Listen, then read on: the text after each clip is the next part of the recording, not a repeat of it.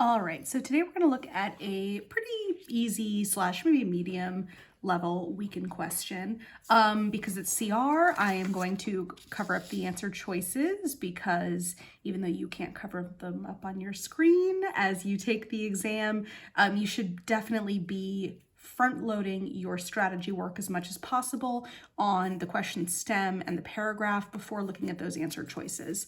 I always say with my tutoring students that the answer choices on CR are absolutely not designed to help you. They're your enemy, and you should forestall engaging with them for as long as you possibly can. All right, so because this is CR, as always, we're going to start with the question stem. Which of the following most seriously calls into question the consultant's criterion for selecting the staff to be laid off? This is incredibly wordy. So one of the tactics that you might do on a CR like this is just rephrase it a little bit. It has this language calls into question, right? And that tells us this is a weakener. If we're calling something into question, we're sort of, well, it's not like, we're killing it completely, but we're sort of poking it a little bit, right? We're being a little bit suspicious of it. So much more like a weakener. And here, what's interesting about this is it's not just a general weakener, which says, oh, which of the following weakens the argument.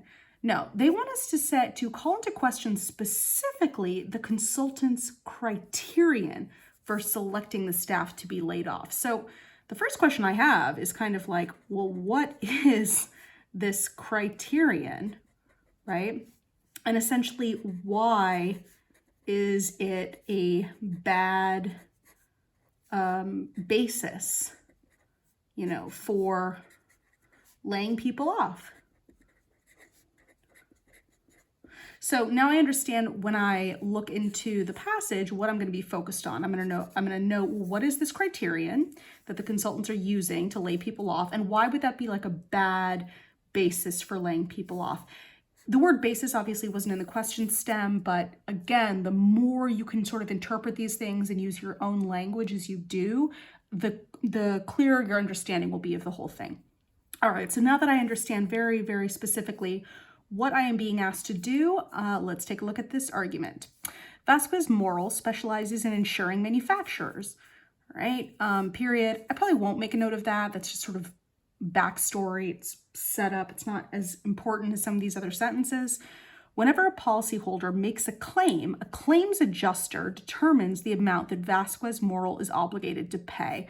Okay, so, if I was going to do this, maybe I'd make a little note. We've got the policyholder, he makes a claim, and then there's an adjuster, right? And he's the one who is sort of figuring out how much money is going to be paid out by this company, Vasquez-Morrell. Vasquez-Morrell is cutting its adjusters by 15%. All right, so the number of adjusters that we're going to have is going to go down by 15%. To ensure that the company's ability to handle claims promptly is affected as little as possible, consultants recommend that Vasquez-Morrell lay off those adjusters who take longest to complete work on claims assigned to them. All right, so that is this mysterious criterion that we figured out, right? So the criterion here is they're essentially going to fire people who are taking a long time. Actually, I just realized that you can't really see my beautiful, charming stick figures, but that's all right. Here, I'll adjust this a little bit. Adjust the video slightly. You can see a little bit more. There's my beautiful, beautiful stick figures. Not particularly impressive, but that's okay. This is not a drawing class, thank goodness. Okay, so essentially going back to our rephrase here, what's the criterion? It's that they're going to fire the people who are taking a long time to complete their work. And why is it bad? Okay, so prediction, basically, what we're looking for is something that shows that it is a bad idea, right, to fire the adjusters who take the longest, right? And why, if we think in the real world, why would that be a bad idea to fire people who take a long time? Well, if I think about, let's say, construction work, right?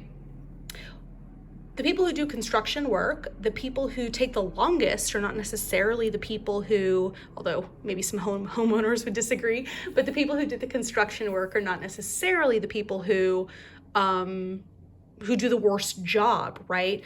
The length of an assignment doesn't necessarily equate to the quality of it. So perhaps the correct answer might show that the people who are taking the long time are doing really, really quality work, right? Or anything else, right? Maybe any other benefit here to this idea of the adjusters taking a long time, showing that why it is a very, very bad idea. Something that would most seriously call into question the consultant's criterion for selecting the staff to be laid off. All right. So having spent a very long time on this, we fully understand what we're looking for. Let's take a look at some answer choices. A, if the time that Vasquez-Morrell takes to settle claims increases significantly, it could lose business. Okay, this word could here, we're talking about a hypothetical for the future. Nobody cares.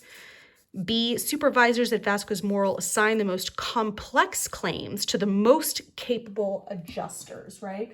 Okay, so potentially this is a benefit here because the ones that they are, perhaps the fact that they're taking a long time with them is because they're very complex, and it would be bad to fire them because they are the most capable, right?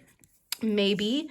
C, at Vasquez-Morrell, no insurance payments are made until a claims adjuster has reached a final determination. Okay, well, we don't really care about that. It's sort of just explaining a fact about the process of how we go from somebody who is a policyholder making a claim to a claims adjuster determining the amount that they pay out. So this is more, I would say, process oriented. It's kind of fact based, not really what we're looking for here.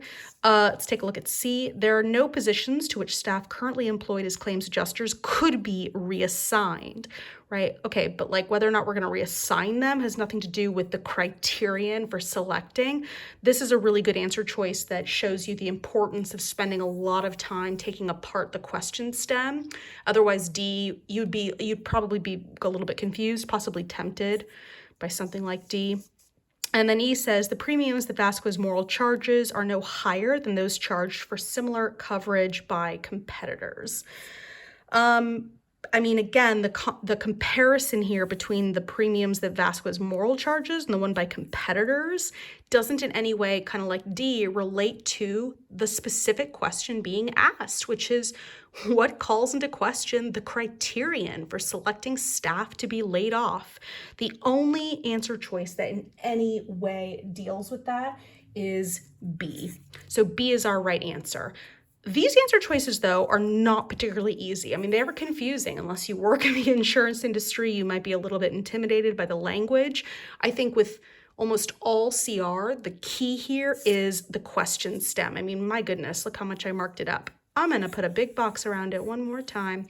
So if you do nothing else with CR, if you have a wordy question stem, please, please, please, please, please, right? Take at least 15, 20, maybe even 30 seconds on some of them that are really complicated to break it down, put it in your own words, make sure you really understand it.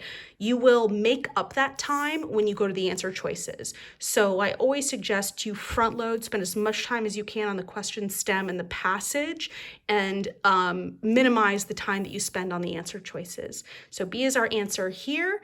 If you have any questions about this CR weekend question, feel free to ask them in the comments below.